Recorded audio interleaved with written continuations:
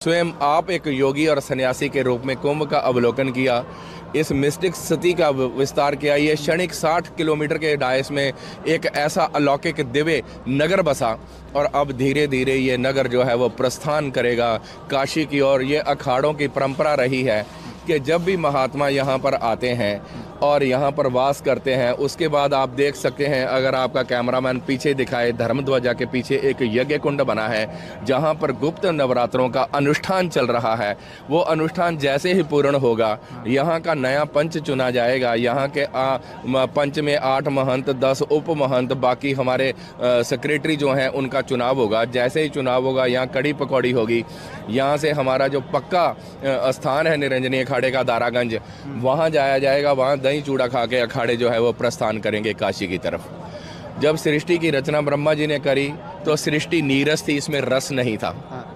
तो बसंत पंचमी के दिन ब्रह्मा जी के कहने पर और भगवान विष्णु के आह्वान पर भगवान महादेव ने उस आद्य शक्ति का आह्वान किया।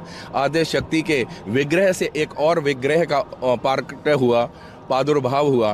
श्वेत वस्त्र धार के, वीणा धारणी, पुस्तक धारणी, माला धारणी, वो भगवती आद्य सरस्वती ब्रह्मा जी के कमंडल की 5 बूंदों से इस धरती पर उनका प्रादुर्भाव हुआ।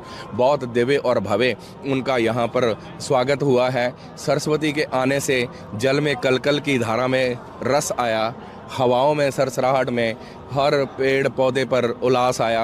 आप देखिए नई फसल आ रही है, उस पर नई कोपलें आ रही हैं, सर्दी विदा हो रही है और सर्दी और गर्मी का समावेश लेके मीठा मौसम यहाँ पे आ रहा है। इसी मीठे मौसम में अपने अखाड़ों के साथ हमने कुंभ स्नान का दिव्य और भव्य उत्सव आनंद आह्लादित होकर के हम लोग काशी के लिए प्रस्थान करेंगे।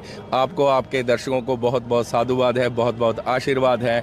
आप प्रयाग के प्रभाव को समझें। वैसे तो तुलसीदास जी कहते हैं, कह ना सकूँ कोई प्रयाग के प्रभाव को शब्दों में नहीं बांध सकते। यहाँ पर मकर राशि में सूर्य और चंद्र का प्रवेश, वृष राशि में गुरु का प्रवेश, अनेकों जन्मों के पुण्य जब उदय होते हैं, भाग्यो उदयन बहु जन्म समर्जतेन सत्संगम चलपते पुरुषो यदावय अज्ञान हेतु कृतमोह मदांतकारा नाशम अविदाहि तदोदयते विवेका। यहाँ विवेक की उत्पत्ति होती है, साधु संतों का संगम होता है, उनसे सत्संग होता है, उनके दर्शनों का लाभ मिलता है और फिर सब लोग अपने अपने घर को प्रस्थान कर जाते हैं। तो यही कहूँगा कि बहुत जन्मों के जब पुण्य उदय हुए तब कहीं जाकर के प्रयाग की धरती पर आना संभव हुआ। एक डुबकी लगाने में हमें कार्तिक के 1000 स्नान, माघ के 100 स्नान, वैशाख के नर्मदा के कोटि स्नान का फल एक डुबकी में मिलता है, अगर हम भाव से तीर्थ का ध्यान करते हुए स्नान करें। इन्हीं शब्दों के साथ हर हर गुरुदेव, एक आखिरी चीज़ और आपसे पूछूंगा, कैसे ये लोग एक नागा साधु के दर्शन मात्र से जिंदगी को बदल सकते हैं? देखो, ये तो दृष्टि की बात है।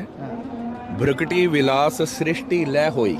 भगवान नेत्र खोलते हैं तो सृष्टि बस जाती है, भगवान नेत्र बंद करते हैं तो सृष्टि लय हो जाती है। जब किसी नागा साधु को हम देखते हैं, नागा साधु का आप रूप और स्वरूप देख पाते हो। नागा साधु के जीवन की उन कठिनाइयों को, उन परिस्थितियों को आप नहीं देख सकते, जिन कठिनाइयों और परिस्थितियों को पार करके नागा साधु इस मुकाम पे पहुंचे हैं। हर कोई चाहता है मेरे को नागा साधु का आशीर्वाद मिले। आशीर्वाद हाथ से नहीं मिलता, आशीर्वाद दृष्टि से मिलता है, आशीर्वाद पैर छूने से नहीं मिलता, आशीर्वाद हृदय से एक भाव निकलता है, वो भाव सब तक पहुंचता है। इसलिए हम कहेंगे कि नागा साधु का आशीर्वाद लेना है तो ध्यान करें, आप उनको दूर से वंदन करें, नमन करें। उसकी एक दृष्टि आपको जीवन के भव सागर से पार कर देगी। यहाँ पर इतने जो नागा साधु आए हैं, उन्होंने इतनी भयंकर सर्दी में, जहाँ लोग कंबल, रजाइयाँ, स्वेटर ओढ़ के बीच सर्दी को नहीं पार पा रहे, नागा साधु सिर्फ एक बबूती, एक लंगोटी व नागफणी में घूम रहे हैं। ये प्रभु कृपा है और वही कृपा जो है वो बाकी सब के ऊपर उस दृष्टि से बरसती है। और लोग जब जबरदस्ती करते हैं, नागा साधु को छूने की चेष्टा करते हैं, मेरे सिर पे हाथ रख दो, मेरे साथ सेल्फी ले लो, वो कोई विधान नहीं है। विधान सिर्फ ये है कि आप नागा साधु को दूर से नमन करें और आशीर्वाद ले। अब भगवान का विग्रह है, अब भगवान का विग्रह मंदिर में स्थापित है, प्राण प्रतिष्ठित है, तो क्या आप जाकर के भगवान के गले लग जाते हो? क्या भगवान की मूर्ति को छूते हो? सब जगह लिखा है मूर्ति को छूना मना है। मूर्ति का दर्शन करना है, दर्शन करके उस मूर्ति को अपने हृदय में धारण करना है। आप किसी नागा साधु को देखो, उसके रूप स्वरूप को नीचे से ऊपर तक निहारो, उसको हृदय में धारण करो। एक बात बताऊं आपको, 2 प्रकार के शिष्य हैं संसार में। एक शिष्य वो है जो गुरु को बहुत प्रिय है, वो है द्रोणाचार्य जी के शिष्य अर्जुन। वो सर्वश्रेष्ठ धनुर्धन बनाना चाहते हैं उनको। एक शिष्य है उनका, कौन सा? एकलव्य। एकलव्य को गुरु नहीं चाहते, लेकिन एकलव्य गुरु को चाहते हैं। एकलव्य गुरु को चाहते हैं। और एकलव्य को एक दिन गुरु ने शिक्षा और दीक्षा नहीं दी, लेकिन एकलव्य ने वो हासिल किया है जो अर्जुन भी नहीं कर पाए। वो क्या है? आस्था।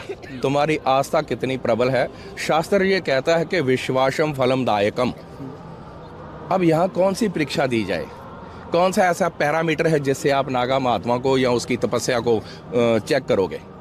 आपका भाव ही आपको फल प्रदान करेगा।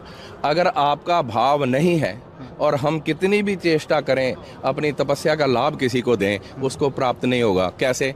अभी तुमने मेरी इंटरव्यू करी, वहाँ पे तुम्हारा वॉइस कनेक्शन कट गया, तुम्हारा माइक ने काम नहीं किया, तुमने विजुअल तो रिकॉर्ड किया लेकिन आवाज़ नहीं पहुँच पाई, क्योंकि कनेक्शन तुम्हारा मिला नहीं था, सही नहीं था। वाईफाई 2 मिनट ना मिले, कहीं इंटरनेट 2 मिनट ना मिले, लोगों के प्राण हल्क में आ जाते हैं। इतना भाव अगर हम भगवान पे रखें, ऐसा कनेक्शन भगवान से जोड़ें, तो भगवान हमसे दूर थोड़ी हैं। राम सिया मैं सब जुग जानी, करूं प्रणाम जोर जुग पानी। हरि व्यापक सर्वत्र समाना, प्रेम ते प्रगट होए मैं जाना। भगवान चाहें तो दर्शन दे सकते हैं। तुलसीदास ने पूरा जीवन निकाला राम दर्शन के लिए, और जब रब सामने आए तो आंखें ढक ली शिकारी के रूप में। ये हमारे जब कर्म है ना, जो हमारे किए हुए, अगर हमारे बुरा समय और बुरे कर्म हैं तो साधु पास से भी गुजर जाएगा, दर्शनों का लाभ नहीं मिलेगा। लेकिन अच्छा समय आता है तो साधु आपके सामने समक्ष खड़ा नजर आता है। तो यही भाव है, यही संदेश है, यही आपका लाखों करोड़ों लोग इस समय आपकी तस्वीरें टीवी पर, इंटरनेट के माध्यम से देख रहे हैं। यहाँ भी जब आप आए तो श्रद्धालुओं की एक भीड़ लग गई, आपके चाहने वालों की गिनती सर बढ़ती जा रही है गुरुदेव। और एक इनको महादेव का संदेश, सनातन का संदेश क्या देना चाहेंगे? सनातन का संदेश यही है कि सनातन धर्मावलंबी किसी भेदभाव से ऊपर उठ करके हरि को भजे सो हरि का होए। यहाँ ना जात है ना वर्ण है। कहते हैं, एक सुंदर शायर ने लिखा है, मैं ना कोई मैं जात हूँ ना हूँ वर्ण, अगर आज भी है कोई दुर्योधन तो मैं हूँ कर्ण। तो इनके लिए संदेश यही है कि आप जहाँ पर भी रहें सुखी रहें, समृद्ध रहें, आपके ऊपर भगवान की अनुकंपा बनी रहे। अगर आप भगवान का चिंतन करेंगे तो भगवान भी आपको आशीर्वाद जरूर देंगे। इंटरनिटी, एनलाइटमेंट, सेल्फ रियलाइजेशन, जब तक आप सारे पूरे समाज को समा दे दें, माँ बाप बहन भाई नौकरी जो भी आपका धंधा है उसको आप समा दे दें, तब पार नहीं हो सकते जब तक स्वयं आप अपने आप को समय नहीं देते हो। इसलिए अपने लिए समय निकालो। एक फ्रिक्शन 1 सेकंड से लेकर के अपना अभ्यास बढ़ाओ। एकांत में बैठो, विचारशील और विचार विहीन होकर के बैठो। शास्त्र ऐसा कहते हैं कि 1 सेकंड 1 फ्रिक्शन में 3 लाख थॉट्स हमारे दिमाग में आती हैं। तो निर्विचार निर्विकार होकर के एकांत में बैठना सीखिए, तो भगवान आपसे दूर तो है नहीं, वो तो अंतर्मुखी। हम बाहर देख रहे हैं, हमें अंतर्मुखी होना है। यही संदेश है कि धीरे धीरे आप अपने आप को खोजो, भगवान को मत खोजो, किसी संत महात्मा को मत खोजो, किसी तरफ जाने की जरूरत नहीं है। आप बैठो, अपनी खोज करो। जब आप अपनी खोज करोगे तो स्वयं भगवान आपको मिल जाएगा। हर हर महादेव। हर हर नमो नारायण महाराज।